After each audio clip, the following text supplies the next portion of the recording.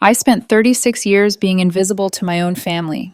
I never imagined they would let me die, to keep it that way. The pain hit like a fist, crushing my heart from the inside. I couldn't breathe. Cold sweat soaked through my blouse. I reached toward my sister and whispered the words that should have saved my life. Please, call 911. She looked at me with disgust and snapped, "Stop overreacting. You're doing this for attention." Then she grabbed my phone and slammed it face down on the table. I remember the cold hardwood floor against my cheek. I remember 12 people in that room watching my lips turn blue and not a single one reaching for a phone. I remember my mother looking at me, then looking at my sister waiting for permission to help her own daughter. They all assumed I was faking it to disrupt the will reading. They had no idea what was actually in that envelope. And they had no idea that an ER doctor was about to say 6 words that would shatter everything they believed. Have you ever begged for help from people who were supposed to love you? My name is Nicole Barnes. I'm 36 years old, an accountant by profession, and for most of my life, I believed that if you loved people hard enough, they would eventually see your worth. I was wrong about that. I was wrong about so many things. 2 weeks before the worst day of my life, I was sitting beside my father's hospital bed at home, reading him his favorite Hemingway novel, while the evening light faded through the curtains. He couldn't speak much anymore. The cancer had stolen most of his voice, but his eyes were sharp, aware, taking in everything around him. I visited 3 times a week, sometimes more, when his condition worsened. I changed his sheets.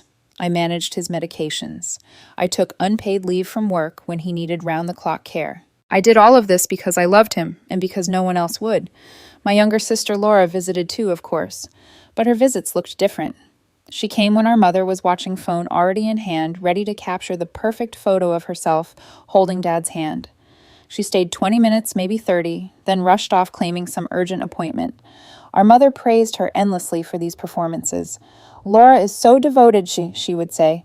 "She sacrifices so much." Meanwhile, I was invisible, the daughter who did everything and received credit for nothing. I used to wonder why our mother favored Laura so completely. Then I learned the truth. Laura was born premature 2 months early and nearly died when she was just 2 days old. Our mother spent those first terrifying weeks believing she would lose her baby. She never recovered from that fear. For 30 years, she compensated by giving Laura everything: attention. Money, excuses, protection from every consequence. But the favoritism created something deeper and stranger. Our mother became incapable of making decisions without Laura's approval. I remember when I got accepted to college, Mom looked at Laura first and asked, "Isn't that wonderful?" as if she needed permission to be proud of me. When Dad got his cancer diagnosis, Mom asked Laura, "Should we call the specialist?" Laura didn't just become the favored child. She became the person who controlled our entire family. But my father saw things differently. One evening when we were alone, he gripped my hand with surprising strength. His voice was barely a whisper, but I heard every word. "I see everything, sweetheart. Everything." I didn't fully understand what he meant then. I had no idea he had discovered something about Laura 6 months earlier, something that changed everything. I had no idea he had been quietly building a case to protect me, even as his body failed him. In those final weeks, Laura started acting strangely. She kept asking whether I planned to attend the will reading. "You're always so busy with work, Nick. Are you sure you can make it? No one would blame you if you couldn't." The questions felt loaded, almost hopeful, like she wanted me to say no. Meanwhile, my body was beginning to fail. I ignored it, the way I always ignored my own needs. Chest tightness that came and went, shortness of breath climbing stairs, cold sweats that woke me at 3 in the morning with my heart pounding. I had Googled my symptoms multiple times. The results always said the same thing: see a doctor immediately. But I told myself I would go after things settled down. Dad needed me. Work needed me. Everyone needed me. I didn't realize that every time I pushed through the pain, my heart grew weaker. That months of chronic stress were pushing me toward a breaking point I couldn't see coming. And then on the morning of the will reading, I woke with a weight on my chest that wouldn't lift. My hands trembled before I even got out of bed. Something felt deeply, terribly wrong.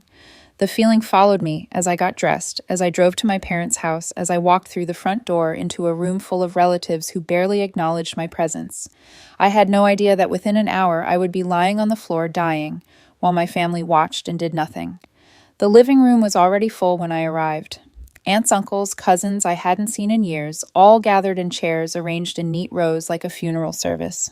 And there was Laura standing at the front of the room, beside the lawyer's empty chair, greeting people as though she owned the place.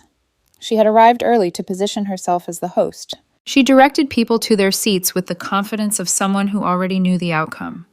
She accepted condolences with practiced grace, dabbing at eyes that weren't wet, sighing deeply when anyone mentioned our father's name. She was performing, and everyone in that room was buying every second of it. I found a chair in the corner, away from the center, and no one seemed to notice or care. My mother was across the room, surrounded by relatives who patted her hand and told her how blessed she was to have such a devoted daughter in Laura. I watched her nod and smile, but I noticed something I had seen my entire life and never fully understood until that moment. Before my mother spoke, before she agreed, before she even nodded, her eyes flicked to Laura first. She was seeking permission. Even now, even in grief, she couldn't respond without checking if Laura approved. 30 years of fear had turned my mother into a puppet, and Laura held every string. Throughout the morning, I heard the whispers. They weren't even trying to be quiet.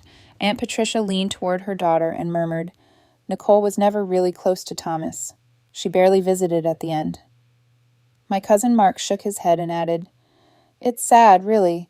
Laura was the one who stepped up when it mattered." I sat there gripping the armrest of my chair, feeling each word slice through me. I had taken unpaid leave to care for my father. I had held his hand through the worst nights. I had changed his sheets and managed his medications and read to him until my voice gave out. But to this room full of people, I was the absent daughter, the one who didn't care enough to show up. When my mother stood and announced to everyone that Laura had sacrificed so much to care for my father, in his final months, something inside me cracked. I watched her eyes dart to Laura before she spoke, watched Laura give the tiniest nod of approval, watched my mother deliver the lie with complete conviction. I wanted to stand up and scream the truth.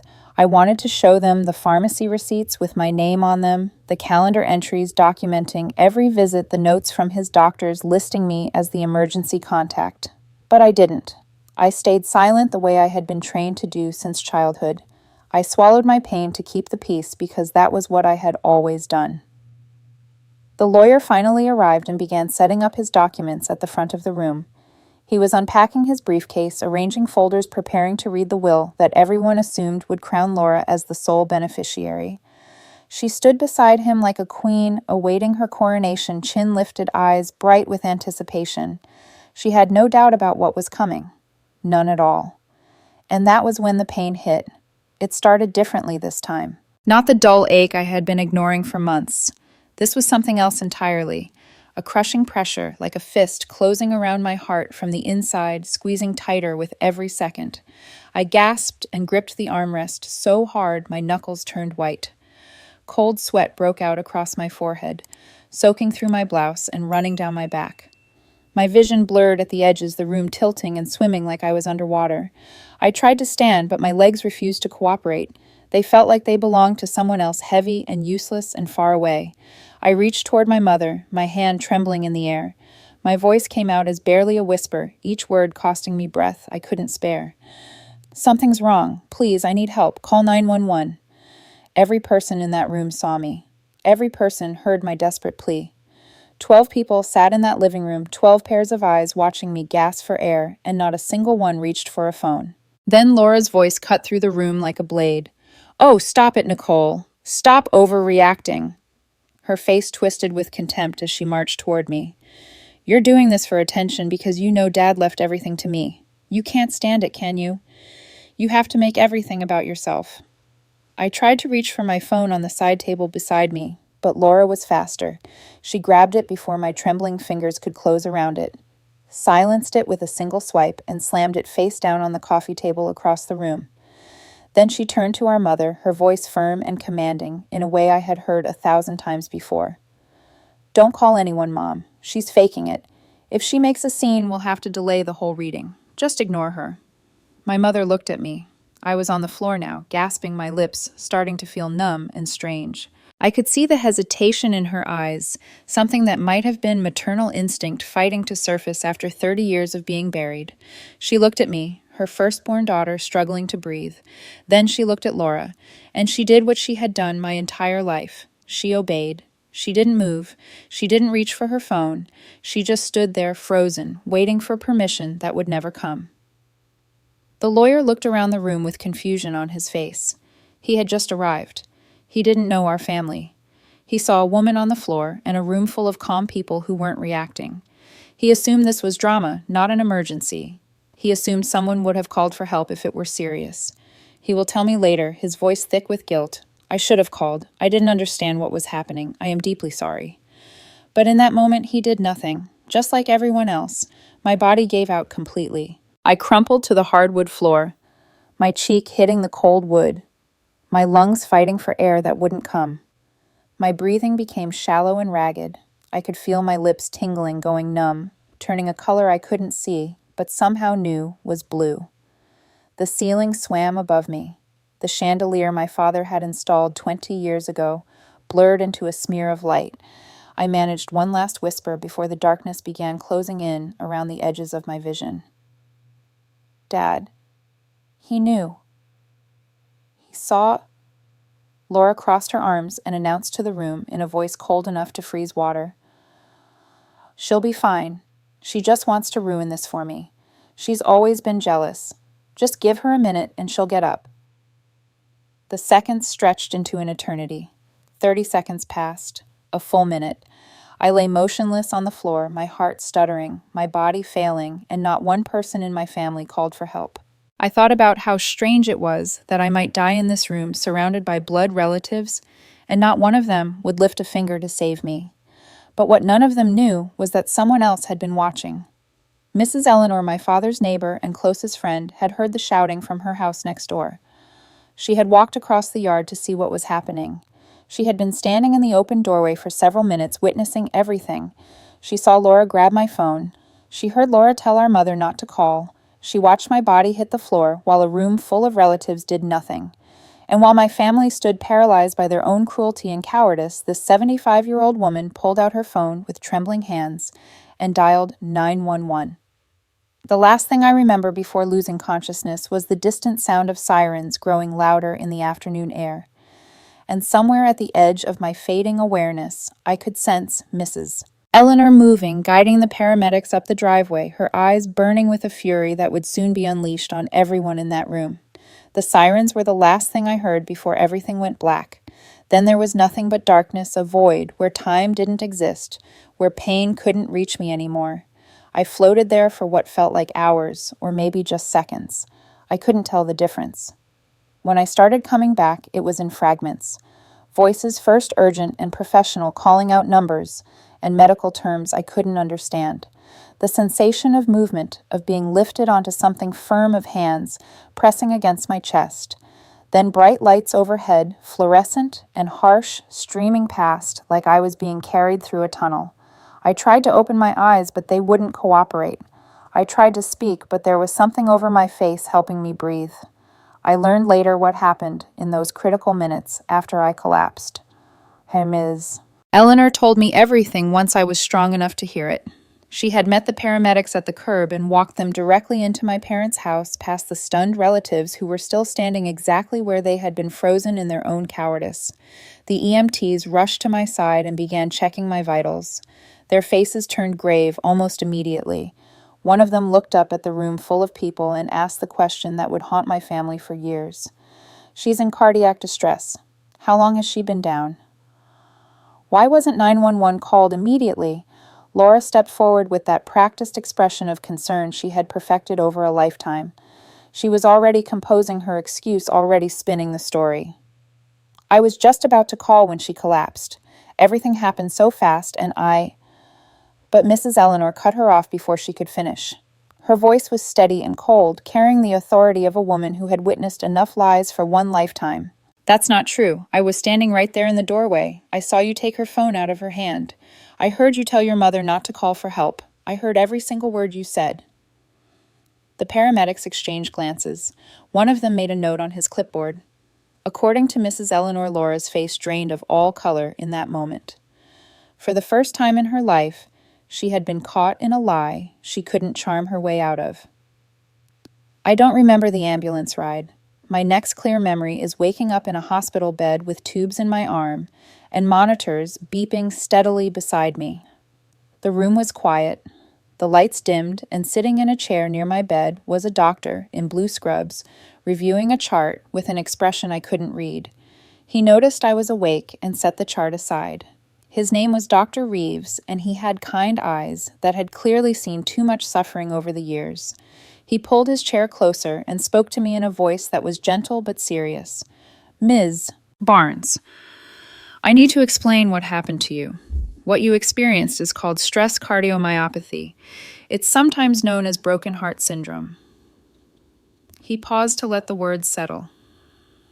It's triggered by extreme emotional or physical stress. Your heart muscle has been weakening over months of chronic strain, probably longer than you realized. And then, in that room, with your family attacking you while you were having a cardiac event, your body reached its absolute limit. Broken heart syndrome. The diagnosis felt like a cruel joke, a medical term that described my entire life in 3 words. Dr. Reeves continued his expression heavy with something that looked like controlled anger. The cruel irony is this: you spent so long taking care of everyone else that you forgot to take care of yourself. And the people you were sacrificing for the people you were destroying your health to help, they almost let you die for it. He told me he had documented everything in my medical file. The delay in calling for help, the witness account from Mrs. Eleanor, the family's refusal to act while I lay dying on the floor. If you ever need this for legal purposes, he said quietly, it exists. I made sure of that. What I didn't witness but learned about later was what happened in the waiting room. Dr. Reeves found Laura sitting among the relatives, her arms crossed her foot, tapping with impatience. He asked her to step into the hallway. She followed, probably expecting an update on my condition, probably already preparing her performance of sisterly concern.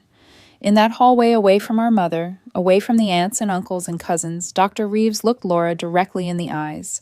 His voice was quiet and professional, but it carried the weight of 23 years of watching patients die from preventable causes. He said 6 words that would shatter everything Laura believed about herself. She nearly died because of you. Laura's mouth opened to argue, to deflect, to explain away her actions the way she always did, but Dr. Reeves raised his hand and stopped her. I'm not interested in excuses. The delay in calling for help, the removal of her phone, those minutes mattered. In cardiac events, every second counts. Your sister's heart was failing while you stood there and did nothing. That's not drama, that's medicine. Then he did something unexpected. He told Laura to call our mother and every relative who had been present in that room. I need everyone who was there to come to the hospital, now. There's something I need to say to all of you. An hour later, my family gathered in a hospital conference room. Dr. Reeves stood before them like a judge preparing to deliver a verdict. His voice was calm but carried an authority that silenced every whisper. I've been an ER doctor for 23 years. I've seen patients die because help came 2 minutes too late. I've watched families destroy themselves with guilt because they didn't act fast enough.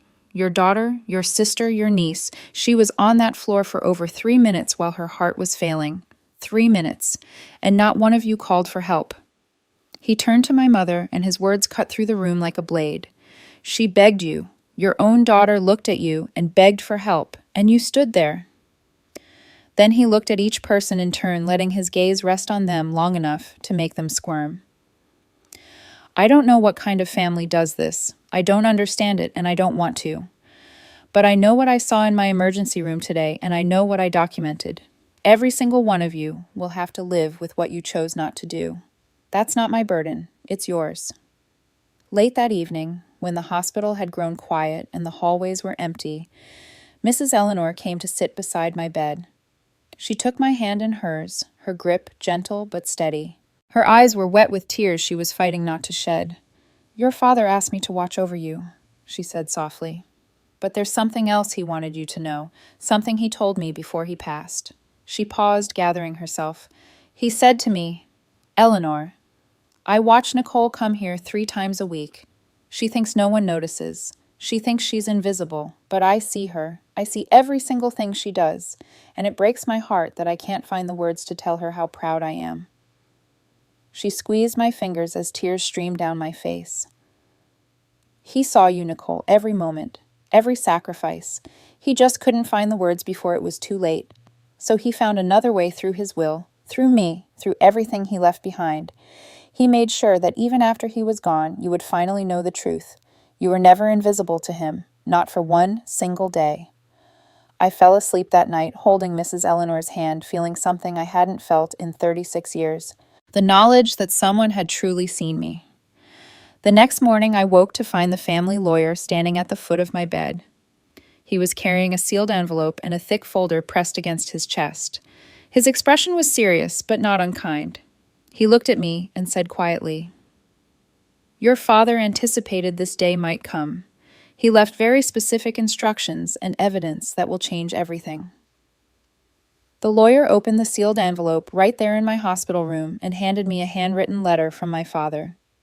He wanted me to read it privately before the formal will reading, which would take place at his office once I was discharged. I held that letter in my trembling hands and read the words through tears that wouldn't stop falling. My father's handwriting was shaky, but clear, the words of a man who knew he was running out of time. "Don't let them break your heart again, sweetheart. You were the daughter I was proud of. You were the only one who loved me for who I was, not for what I could give you. I'm sorry I couldn't protect you while I was alive, but I can protect you now." Several days later, after I was discharged from the hospital and strong enough to face what was coming, the formal will reading took place at the lawyer's office downtown. The family gathered in a conference room with a long wooden table and leather chairs. Laura sat across from me, her posture confident, her expression composed.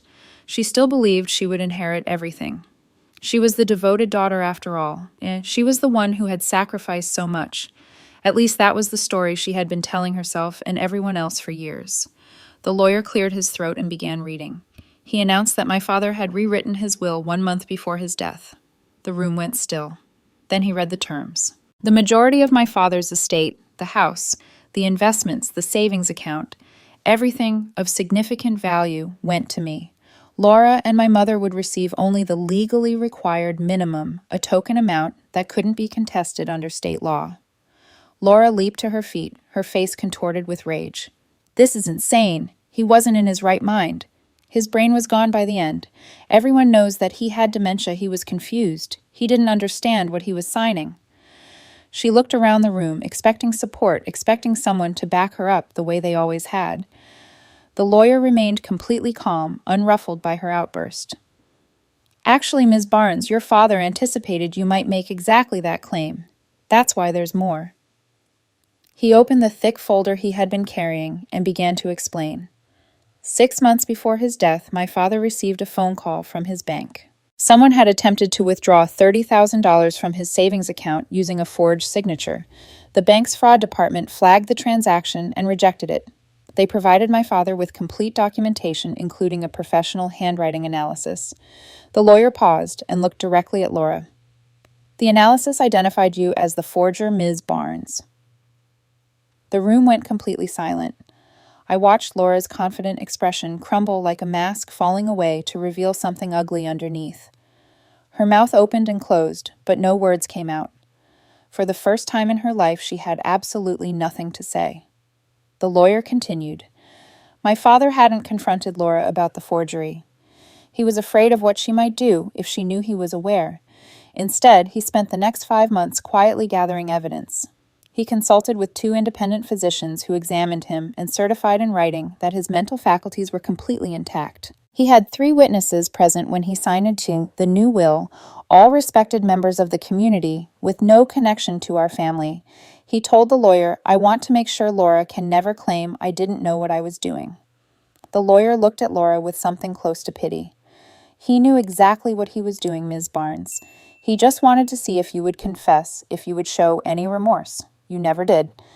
Based on the evidence, the forgery documentation, Mrs. Eleanor's eyewitness account of what happened the day I collapsed, and the hospital records, the local police opened a formal investigation. Laura was charged with 2 counts forgery and reckless endangerment. The prosecutor met with me and explained, "She didn't just fail to call 911. She actively prevented you from getting help by taking your phone and instructing your mother not to call." That's not passive neglect, that's interference. Laura's attorney advised her to plead guilty to avoid a public trial that would expose every detail of her cruelty to the community. She accepted a plea deal, 200 hours of community service, 3 years of probation, and a restraining order prohibiting any contact with me. At the sentencing hearing, I sat in the courtroom and watched Laura stand before the judge, her head bowed, her shoulders slumped. The judge looked at her for a long moment before speaking. "Ms. Barnes, your actions nearly cost your sister her life. The court finds your behavior not just negligent but cruel. You will carry this record for the rest of your life." Within days, word spread through our small Connecticut community. These things always do. Laura's employer, a regional insurance company where she had worked for 8 years, placed her on administrative leave. Once the guilty plea became public record, they terminated her. The relatives who had spent years praising her devotion and criticizing my absence suddenly stopped returning her phone calls. Her carefully constructed reputation, the dutiful daughter, the devoted family caretaker, disintegrated into nothing. My mother called me one evening during that week. Her voice was barely recognizable, broken and hollow in a way I had never heard before. "I heard what she said, Nicole. Laura told me not to help you, and I listened. My own daughter was dying on the floor, begging me to call for help, and I just stood there. I let her tell me what to do. I've let her tell me what to do for 30 years. She was crying so hard she could barely speak. I'll never forgive myself, never. I didn't know what to say to her. I wasn't ready to forgive her either. I didn't know if I ever would be." 3 days after the sentencing, there was a knock at my apartment door. I opened it to find Laura standing there, mascara streaked down her cheeks, hands trembling at her sides, voice cracking with every word. She looked like she hadn't slept in days. She looked like someone whose entire world had collapsed around her. She had come to beg for mercy. I almost closed the door in her face. Every instinct told me to shut her out, to let the restraining order do its work, to never look at her again.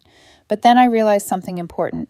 If I didn't end this now, if I didn't make my position absolutely clear, Laura would never stop.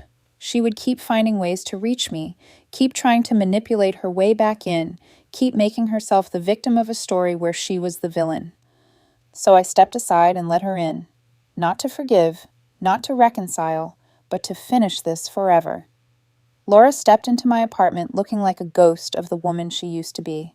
Her designer clothes were wrinkled as if she had slept in them for days. Her eyes were swollen and red from crying. Her hands trembled at her sides as she stood in my living room looking around at the space she had never been invited into before. The confident sister who had commanded that living room, who had grabbed my phone and told our mother to let me die, was gone. In her place stood someone desperate and broken, someone who had finally lost everything she thought she deserved. "Please, Nicole," she said, her voice cracking on every word. "You're my sister. We're blood. You have to forgive me. I know I made mistakes, terrible mistakes, but we're family. That has to mean something." I looked at her for a long moment without speaking. I had let her in not because I wanted to hear her excuses, not because I was considering forgiveness, but because I understood something important. If I didn't make my position absolutely clear right now in terms she couldn't misinterpret or manipulate, Laura would never stop. She would find ways around the restraining order. She would send letters and messages through relatives. She would show up at my workplace or follow me in public. She would spend the rest of her life trying to manipulate her way back and trying to rewrite history until she was the victim and I was the villain. So I pointed to the couch and said, "Sit down. You have 10 minutes, and this is the last time you will ever set foot in my home." Laura sat on the edge of the cushion, her hands clasped together, her eyes wet with tears that might have been genuine or might have been another performance. I didn't care which anymore. "The court gave you probation and a restraining order." I said, my voice steady and calm in a way it had never been before. "But here's what I'm adding. You will complete your therapy, all of it, not just the minimum the court requires. You will never contact me again unless I reach out first. No letters, no messages, no attempts to reach me through other people. And you will live with the knowledge of what you did for the rest of your life." I paused and let the words settle between us. "That's not forgiveness, Laura. That's the only mercy you're going to get." Laura's face cycled through shock, then anger, then something that looked almost like acceptance. She left my apartment 10 minutes later without another word, and I closed the door behind her, knowing it was the last time I would ever see her face. I learned later what happened in her mandatory therapy sessions, not from Laura herself, but from the therapist's summary that was required as part of the court's supervision. In those sessions, Laura was finally forced to examine the root of her behavior. She couldn't charm her way out of the hard questions. She couldn't spin stories or deflect blame. She had to sit with the truth of who she was and what she had done. And eventually the truth spilled out. Not as an apology, not as a plea for understanding, just raw and ugly honesty that had been buried for 36 years. She told her therapist, "I always knew Nicole was the better person. Dad loved her more. I could see it in his eyes every time she walked into the room. He looked at her with this warmth, this pride that he never had when he looked at me. I've hated her for it my entire life. I thought if I could just win, if I could take everything that was supposed to be hers, it would prove that I mattered, that I deserved to be loved too." She broke down completely in that session. But I wasn't trying to be better than her. I was just trying to destroy her, because if I couldn't have what she had, I didn't want her to have it either. It wasn't redemption. It wasn't healing. It was simply the poison finally being named, dragged into the light where it could no longer hide and fester. And for Laura, it was the beginning of a very long road she would have to walk alone. A week after my confrontation with Laura, my phone rang. It was my mother. Her voice was barely recognizable, broken and exhausted in a way that went beyond simple tiredness. "I know I don't deserve anything from you," she said. "I failed you your entire life. I chose Laura over and over, and I don't even understand why anymore. The fear just became habit, and the habit became who I was. If you never want to speak to me again, I'll understand. I'll accept it." I was silent for a long moment, memories flooding through me. Every time I was overlooked, every accomplishment that went unnoticed, every sacrifice that was invisible, the decades of being the daughter who didn't need attention while Laura consumed everything our mother had to give. Then I said quietly, "I'm not ready to forgive you, Mom. I don't know if I ever will be, but I'm not closing the door forever. Not yet. I need time, a lot of it maybe years. And I need you to respect that without pushing, without guilt-tripping, without making this about your pain instead of mine." It wasn't reconciliation. It wasn't even the promise of one. But I gave my mother what I refused to give Laura, the distant, uncertain possibility of a different future. Because unlike Laura, my mother had been weak, not malicious. She had been a puppet, not a puppeteer. And I knew the difference. In the weeks that followed, I sold my apartment and moved to a small cottage 3 streets away from Mrs. Eleanor. The woman who saved my life became my true family. We had Sunday dinners together. We took morning walks through the neighborhood. She saw me, valued me, chose me. For the first time in 36 years, I understood what it felt like to be someone's priority. Using my inheritance, I did something my father had always dreamed of, but never achieved. I bought the small farmhouse in Vermont where he grew up, the one he had told me stories about throughout my childhood. The house had been sold decades ago and had changed hands several times, falling into disrepair. I bought it back and spent months renovating it, restoring it to what it once was. Then I transformed it into something new, a retreat for caregivers. People like me who had given everything to sick loved ones and forgotten to care for themselves. People who needed somewhere to rest, to heal, to be seen. Mrs. Eleanor was the first to visit when it was finished. On the front door, I hung a small wooden sign I had made myself, "Barnes Haven, for those who give everything and need somewhere to rest." At the quiet dedication ceremony, I stood before a small group of people who had become my new family and spoke from my heart. My father couldn't say much in his final months, but he didn't need words to show me who he was. He watched, he protected, he planned. And even after he was gone, he was still fighting for me. This place is my way of continuing his fight, helping people who have no one in their corner the way he was always in mine. 6 months later, I received a letter from Laura. 4 pages of explanations, justifications, childhood memories, and pleas for reconciliation. I recognized the handwriting. I felt the weight of the envelope. I opened it, read the first paragraph, and stopped. Then I folded the letter carefully, placed it in a drawer beside my father's final note, and closed it. I didn't need Laura's explanations. I didn't need my mother's guilt. I didn't even need the inheritance, though it had given me a freedom I had never known before. What I needed, what I had spent 36 years searching for, I had finally found. A life where I wasn't invisible, a family that chose me, and the unshakable knowledge that my father in the end had seen me, truly seen me, and loved me exactly as I was. That was enough. That was everything. If Nicole's story touched something in your heart today, I want you to know that you are not alone. So many of us have been the invisible ones in our own families, the caregivers who give everything and receive nothing in return. We swallow our pain to keep the peace. We ignore our own warning signs to take care of everyone else. And sometimes we almost lose ourselves completely in the process. But here is what Nicole's journey teaches us. Your worth is not determined by people who refuse to see it. Setting boundaries is not cruelty, it is survival. And walking away from those who hurt you is not abandonment. It is choosing yourself after a lifetime of choosing everyone else. Nicole did not win because she inherited money. She won because she finally stopped accepting less than she deserved. She learned that forgiveness does not mean giving someone permission to hurt you again. And she discovered that true family is not always blood, but the people who choose to love you when you need it most. If this story resonated with you, I would love to hear your thoughts in the comments below. Have you ever been the overlooked one in your family? Have you ever had to set painful but necessary boundaries? Please share your experience.